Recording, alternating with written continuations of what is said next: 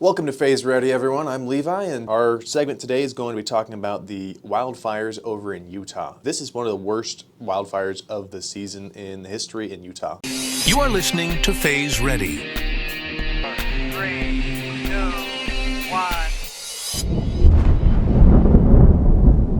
1. It's called the Cottonwood Fires. The hundreds of wildfires have already burned across the state, and most of them, around 72%, are started by people. Historic drought in Utah is part of what caused the conditions for this wildfire to get so out of control. Entire communities have been evacuated from the different sites that have been created by the fire. Smoke has become a bit of a concern. I know I've had family members posting pictures online of different smog-filled environments, and the smoke has been all over the place in Utah. Firefighters are stretched to their limits, and 3 of those firefighters have already lost their lives. So this is a pretty serious situation. So let's talk about the why. Why does this matter? Why are we talking about this on Ground Truth today? Well, we've done some research this past week about 5 foundations that we have come up with for family wildfire preparedness. So we're going to show you a graphic on the screen now. What we're going to do is we're going to talk through these 5 items today. Number 1 is air quality. Number 2 is the air inside your home. Number 3 is medical. 4 is evacuation. And the 5th one is preparedness essentials. So we'll talk about each one of those in detail. So let's go to the first one, air quality. As we know, during wildfire, smoke is a big problem. Someone that is like me, I have damaged lungs from burn pits in Iraq. And so there are groups that are highly susceptible to the smoke inhalation. What are the things that you need to know? Smoke is not always visible. Sometimes you can smell it before you can see it, and it can still cause damage. Who's most at risk? Take a personal look at your family about the things that are in your environment. Who among you, do you have an aged grandparent? Do you have young children? Do you have someone who's pregnant? Do you have someone who already suffers asthma? Pay attention to those type of things and adjust your outdoor plans accordingly. Keep an eye on the symptoms, shortness of breath, chest tightness, irritation, those type of things. And there are some things that you can do to be prepared for that. N95 mask. We all got used to wearing those during COVID, but if you have somebody that is susceptible to the harm from smoke, that's something you may want to have carrying around. Also, check the air filters on your vehicles. If you're in a heavy smoke environment, make sure you're changing those things out regularly, and ensure that you have limited exposure as much as you can. Try to stay indoors, try to stay in a vehicle. If you do have to go somewhere, make sure that if you are at high risk, you take the matters that we're talking about here. So Levi, where do you think you are on this type of a scale? Well, actually, when I lived in Idaho, Wyoming had a lot of pretty big fires, and the smoke carried over. And so I have a little bit of experience with this kind of thing. And yeah, just staying indoors, having an air purifier was big for a lot of places because even if your windows are all closed, smoke's going to get in. And if smoke's getting in, then you're going to be inhaling it. And so being able to have clean environments to go into. This was during a season when I was unfortunately outdoors mowing a whole lot. That was my job, was landscaping, and so it was hard to avoid. Sometimes we would have to put like a bandana or something over our face just because it got pretty bad. So I think that, like you said, staying indoors and having those clean spots to be in. Yeah, and I'm glad you brought up the home air because that's the next area that we're going to talk about. And especially there's certain communities that are very close to the fire and where the smoke, just because of how the mountains in Utah sit, the smoke can tend to sit in certain areas. One of the suggestions that are out there is to make a clean room. A room that has few windows and a room where you can have a really solid air filter, constantly cleaning the air. You can do things like put weather stripping on the doors, even if it's an internal weather stripping, especially if you have people that are very susceptible to that type of an environment. Use HEPA certified air filters and upgrade and replace any air filters in your air conditioning units.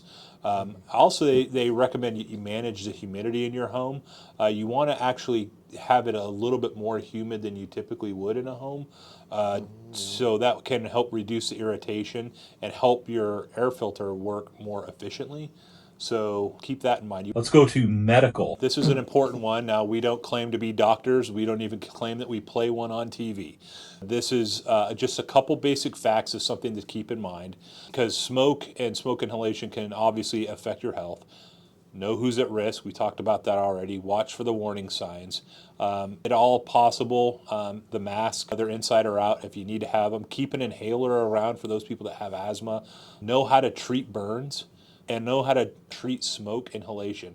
If I was a parent with young kids and I lived in Utah right now, I would definitely be looking at, hey, what are the signs and symptoms that I need to be careful of for smoke inhalation?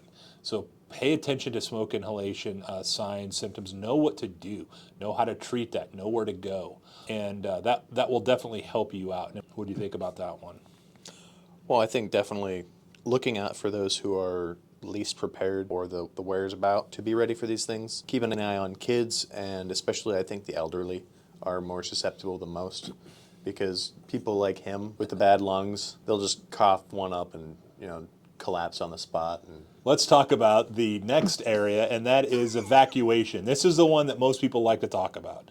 First off, there are currently 4 communities as of this recording that have been affected by the evacuation in Utah. There tended to be smaller communities. Here's some things to think about, because you want to be ready. You don't want to have to wait till the end and say, oh my goodness, we have 20 minutes to evacuate our house. I've never thought about a plan. Here's some things to think about for a plan. Know your evacuation routes.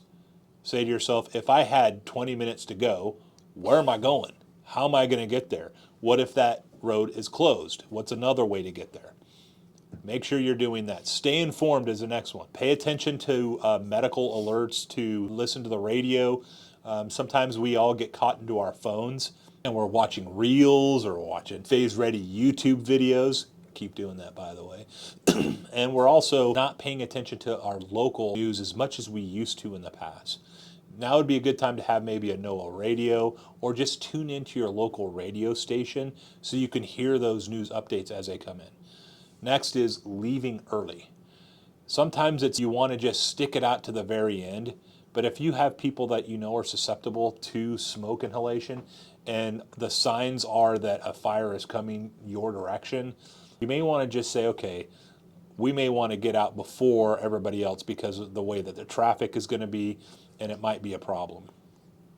Include everybody in your planning. Don't forget about your pets.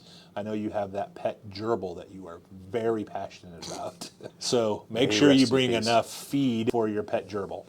If you have pets, dogs, cats, parrots, cheetahs, whatever it is that you have, make sure you're planning for their evacuation plan as well.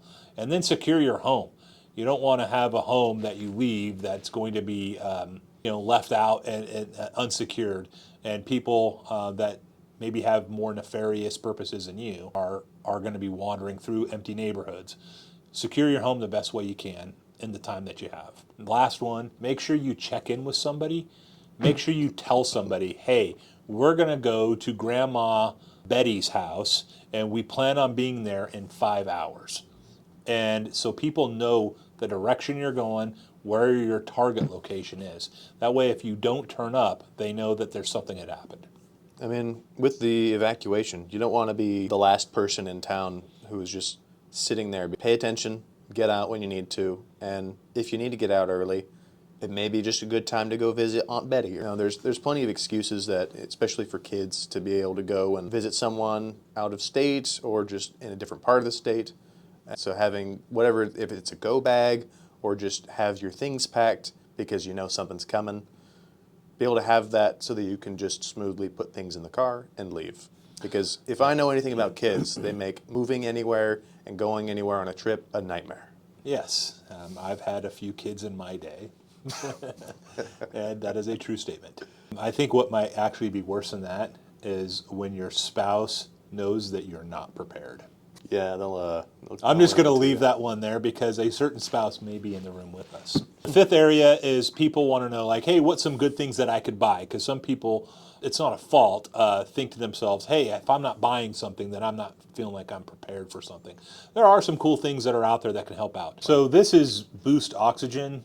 It's very light because there's literally nothing but air in it. And that's by design. You get a couple really good puffs out of this. So if you have somebody that's susceptible to smoke inhalation and has been breathing in a lot of smoke, this could be something that could help. It also helps if you're in a low air environment, like up pretty high in elevation. So a couple other things like flashlights. Make sure you have, I would have at least one emergency fuel can with extra gas in it. Also, if you live in this area that the smoke and all that stuff's taking place and you know an order is a potential threat that's going to come for evacuation, never get below a half tank of gas. Keep your gas at least half, and once you hit half, head back to the gas station and fill it back up again. An extra air filter for your vehicle. Another nice thing to have for peace of mind would be an air quality monitor.